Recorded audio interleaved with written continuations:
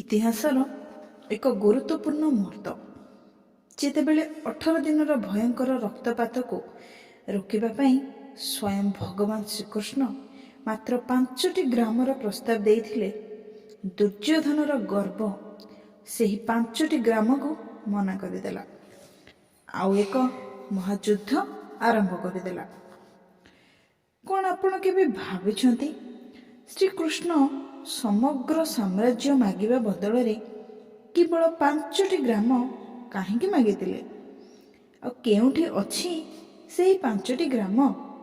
ବନ୍ଧୁଗଣ, ଏହି 5ଟି ସ୍ଥାନ କେବଳ ଭାରତର ମାନଚିତ୍ରରେ ନୁହେଁ, ଏହା ଆମ ଇତିହାସର ସବୁଠୁ ବଡ଼ ପ୍ରମାଣ ଅଟେ। ଆଜି ଆମେ ସେହି 5ଟି ଗ୍ରାମର ଗଭୀର ରହସ୍ୟକୁ ଖୋଲିବା ଏବଂ ପ୍ରମାଣ କରିବା ଯେ ମହାଭାରତ କାଳର ସେହି 5ଟି ସ୍ଥାନ ଆଜି ବି ଆମ ଆଖି ଆଗରେ ବଡ଼ ବଡ଼ ସହର ରୂପରେ ବିଦ୍ୟମାନ। ଏହି ଭିଡ଼ିଓରେ ଆମେ ପ୍ରତ୍ୟେକ ଗ୍ରାମର ଆଧୁନିକ ଅବସ୍ଥିତି, ଐତିହାସିକ ପ୍ରମାଣ ଓ ତାର ଗୁରୁତ୍ୱ ବିଷୟରେ ଜାଣିବା। ତେବେ ଆସନ୍ତୁ ଏହି ସତ୍ୟକୁ ଆପଣଙ୍କୁ କିପରି ଆଶ୍ଚର୍ଯ୍ୟ କରିଦେବ ତା ବିଷୟରେ ବର୍ଣ୍ଣନା କରିବା। ଯୁଦ୍ଧ ଏଡ଼ାଇବାର ଏହି ଶେଷ ପ୍ରୟାସ ପଛରେ ଶ୍ରୀକୃଷ୍ଣଙ୍କ ଏକ ଗୁରୁତ୍ୱପୂର୍ଣ୍ଣ ରଣନୀତି ଲୁଚି ରହିଥିଲା। ଯଦି ଶ୍ରୀକୃଷ୍ଣ ସମଗ୍ର ସାମ୍ରାଜ୍ୟ ମାଗିଥାନ୍ତେ, ତେବେ ଦୁର୍ଯ୍ୟୋଧନ ମନା କରିବା ଯଥାର୍ଥ ଥାନ୍ତା, କିନ୍ତୁ ସେ କେବଳ 5ଟି ଗ୍ରାମ ମାଗିଲେ। ଏପରି ଏକ କ୍ଷୁଦ୍ର ଦାବିକୁ ଦୁର୍ଯ୍ୟୋଧନ ମନା କରିବା ଦ୍ୱାରା ଯୁଦ୍ଧର ସମସ୍ତ ଦାୟିତ୍ୱ ସମ୍ପୂର୍ଣ୍ଣ ଭାବରେ ତା ଉପରେ ପଡ଼ିଗଲା। ଏହା ପାଣ୍ଡବମାନଙ୍କୁ ସମାଜ ଆଗରେ ଧର୍ମ ଏବଂ ନ୍ୟାୟର ପ୍ରତୀକ ଭାବରେ ପ୍ରତିଷ୍ଠିତ କଲା। ଯୁଦ୍ଧ କରିବା ପାଣ୍ଡବମାନଙ୍କର ରାଜନୈତିକ ସ୍ୱାର୍ଥ ନୁହେଁ, ବରଂ ଅଧର୍ମ ବିରୁଦ୍ଧରେ ଲଢ଼ିବା ପାଇଁ ଏକ ନୈତିକ କର୍ତ୍ତବ୍ୟ ବୋଲି ସାବ୍ୟସ୍ତ ହେଲା। କୃଷ୍ଣ ଭଲ ଭାବେ ଜାଣିଥିଲେ ଯେ ଯୁଦ୍ଧ ହେବ। ଏହି 5ଟି ଗ୍ରାମ ପାଣ୍ଡବମାନଙ୍କ ପାଇଁ ଏକ ଶକ୍ତିଶାଳୀ ରାଜନୈତିକ ଏବଂ ସାମରିକ ଆଧାର ପାଲଟିଥାନ୍ତା। ଆସନ୍ତୁ ଜାଣିବା ସେହି 5ଟି ଗ୍ରାମ କ'ଣ ଏବଂ ସେମାନେ ଆଜି କିପରି ବିଦ୍ୟମାନ ଅଛନ୍ତି। ସବୁଠାରୁ ବଡ଼ ପ୍ରମାଣ ହେଉଛି ଏହି ସ୍ଥାନଗୁଡ଼ିକର ନାମ ଆଜି ବି ସେମାନଙ୍କର ପ୍ରାଚୀନ ନାମ ସହିତ ମେଳ ଖାଉଛି। ପ୍ରଥମେ ହେଲା ଇନ୍ଦ୍ରପ୍ରସ୍ଥ।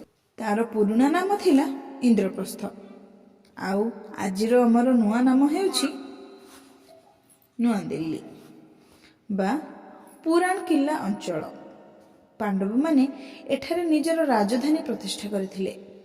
ଦିଲ୍ଲୀରେ ଥିବା ପୁରାଣ କିଲ୍ଲା ବା ଯାହାକୁ ଆମେ ଇଂଲିଶରେ ଓଲ୍ଡ ଫୋର୍ଟ ଜାଣନ୍ତି, ସ୍ଥାନଟିକୁ ଅନେକ ପୁରାତତ୍ତ୍ୱବିତ୍ ଇନ୍ଦ୍ରପ୍ରସ୍ଥର ପୁରୁଣା ସ୍ଥାନ ବୋଲି ମାନିଛନ୍ତି। ଆଜି ଏହା ଭାରତର ରାଜଧାନୀ, ସବୁଠାରୁ ଶକ୍ତିଶାଳୀ ରାଜନୈତିକ କେନ୍ଦ୍ର। ଦ୍ୱିତୀୟ ଆସିଲା ସ୍ୱର୍ଣ୍ଣପ୍ରସ୍ଥ, ଯାହାକି ସୁନାର ଭୂମି। ତାର ପ୍ରାଚୀନ ନାମ ଥିଲା ସ୍ୱର୍ଣ୍ଣପ୍ରସ୍ଥ ବା ସ୍ୱର୍ଣ୍ଣପ୍ରସ୍ଥ। ଆଜି ତାର ଆଧୁନିକ ନାମ ଅଛି ସୋନିପତ। ଏଟା ଅଛି ହରିୟାଣା। ହିନ୍ଦୀରେ ସୋନର ଅର୍ଥ ସୁନା ବା ସ୍ୱର୍ଣ୍ଣ। ଏହି ସ୍ଥାନର ନାମକରଣ ହୁଏ ତ ତାର ପୁରାତନ ସମୃଦ୍ଧିକୁ ସୂଚାଉଛି। ଆଜି ସୋନିପତ ଦିଲ୍ଲୀର ନ୍ୟାସନାଲ କ୍ୟାପିଟାଲ ରିଜିଅନ ଅନ୍ତର୍ଗତ ଏକ ବଡ଼ ଶିଳ୍ପ ଏବଂ ଶିକ୍ଷା କେନ୍ଦ୍ର। ତୃତୀୟ ଆସିଲା ପ୍ରାଣପ୍ରସ୍ଥ, ଯୁଦ୍ଧର ମଇଦାନ। ଏହାର ପ୍ରାଚୀନ ନାମ ଥିଲା ପ୍ରାଣପ୍ରସ୍ଥ ଏବଂ ଏହାର ଆଧୁନିକ ନାମ ପାନିପତ। ହରିୟାଣାରେ ଇଏ ଉପସ୍ଥିତ। ଏହି ସ୍ଥାନ ଆଜି ସମଗ୍ର ବିଶ୍ୱରେ ତାର 3ଟି ମହାନ ଯୁଦ୍ଧ ପାଇଁ ପ୍ରସିଦ୍ଧ ଅଟେ। ଏଠାରେ ସବୁବେଳେ ଯୁଦ୍ଧ ହେବାର ଏକ ଭୌଗୋଳିକ କାରଣ ମଧ୍ୟ ରହିଛି। ଆଜି ମଧ୍ୟ ପାନିପତ ହ୍ୟାଣ୍ଡଲୁମ୍ ଏବଂ ଟେକ୍ସଟାଇଲ ଶିଳ୍ପ ପାଇଁ ଏକ ଗୁରୁତ୍ୱପୂର୍ଣ୍ଣ ସହର ଅଟେ। ଚତୁର୍ଥରେ ଆସିଲା ତିଳପ୍ରସ୍ଥ, ତେଲ ବା ତିଳର ସ୍ଥାନ। ପ୍ରାଚୀନ ନାମ ତିଳପ୍ରସ୍ଥ ଏବଂ ତାର ଆଧୁନିକ ନାମ ହେଉଛି ତିଲପତ। ଇଏ ମଧ୍ୟ ହରିୟାଣାରେ ଅବସ୍ଥିତ। ତିଳର ଅର୍ଥ ରାଶି ବା ତେଲ। ପୁରାତନ କାଳରେ ଏହି ଅଞ୍ଚଳ ତୈଳଜୀବ ଉତ୍ପାଦନ ପାଇଁ ପ୍ରସିଦ୍ଧ ଥିଲା। ଏହି ସ୍ଥାନଟି ଆଜି ଦିଲ୍ଲୀ ନିକଟରେ ରହିଛି ଏବଂ ଏହାର ଇତିହାସ ପ୍ରାୟ 3000 ବର୍ଷ ପୁରୁଣା ବୋଲି ମଧ୍ୟ ପ୍ରମାଣ ମିଳେ। ପଞ୍ଚମରେ ଆସିଲା ବ୍ୟାଘ୍ରପ୍ରସ୍ଥ, ବାଘର ସହର। ତାର ପ୍ରାଚୀନ ନାମ ବ୍ୟାଘ୍ରପ୍ରସ୍ଥ ଏବଂ ତାହାର ଆଜିର ଆଧୁନିକ ନାମ ହେଉଛି ବାଗପତ। ଏହା ଅଛି ଉତ୍ତରପ୍ରଦେଶରେ। ବ୍ୟାଘ୍ରର ଅର୍ଥ ବାଘ ବା ଆମେ ଇଂଲିଶରେ ଜାଣନ୍ତି ଟାଇଗର। ଏହି ଅଞ୍ଚଳ ଏକଦା ବହୁତ ଜଙ୍ଗଲମୟ ଥିଲା। ବାଗପତ ଆଜି ଉତ୍ତରପ୍ରଦେଶର ଏକ ଜିଲ୍ଲା ମୁଖ୍ୟାଳୟ ପାଲଟିଛି ଏବଂ ଏହାର ନାମ ମହାଭାରତର ଉଲ୍ଲେଖକୁ ଆଜି ବି ଦୃଢ଼ କରେ। ଦର୍ଶକ ବନ୍ଧୁ, ଆପଣ ଲକ୍ଷ୍ୟ କରନ୍ତୁ, ପ୍ରାଚୀନ ସଂସ୍କୃତରେ ପ୍ରସ୍ଥର ଅର୍ଥ ହେଉଛି ସ୍ଥାନ ବା କ୍ଷେତ୍ର।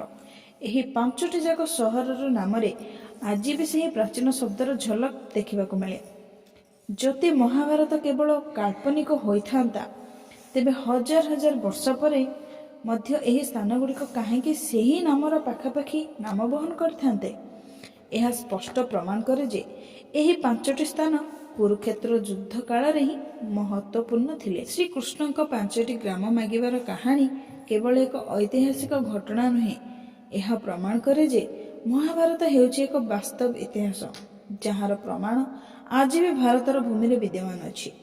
ଯୁଦ୍ଧର ସମସ୍ତ ବିନାଶ ମଧ୍ୟରେ ଶ୍ରୀକୃଷ୍ଣଙ୍କର ଏହି କ୍ଷୁଦ୍ର ଦାବି ସବୁଠାରୁ ବଡ଼ ସତ୍ୟ, କାରଣ ଏହା ଦୁର୍ଯ୍ୟୋଧନର ଅଧର୍ମୀ ପ୍ରକୃତିକୁ ପଦାରେ ପକାଇଲା ଏବଂ ଧର୍ମ ପାଇଁ ଯୁଦ୍ଧ କରିବାକୁ ବାଟ ଫିଟାଇଲା।